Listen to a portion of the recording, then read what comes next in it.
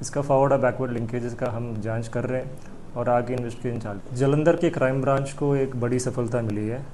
एक Jalandhar level network with connection to USA, एक heroin के तस्करी नेटवर्क को हम पकड़े हैं।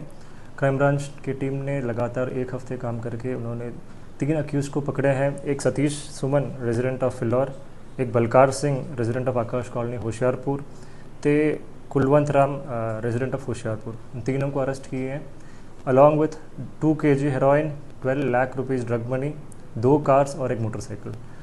इन तीनों के पीछे एक यूएसए बेस्ड स्मगलर था लकी, जो वहाँ इनको गाइड करते थे कहाँ से पिकअप करना है, कहाँ ड्रॉप करना है, और पूरा नेटवर्क को हैंडल करता था बाहर से। इनका ऊपर एफआईआर रजिस्टर हुआ 125/18/6/24 को।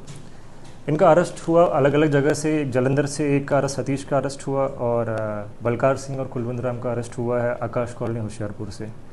सतीश के ऊपर पहले कोई एफआईआर है नहीं, बलकार के ऊपर 4 एफआईआर एनडीपीएस का और कुलवंत के ऊपर 2 एफआईआर। जो इनके पीछे जो किंग पिंग लकी था रेजिडेंट ऑफ गन्नापिंड, इसके ऊपर 4 एफआईआर एनडीपीएस का और ये अभी रहता है कैलिफोर्निया में।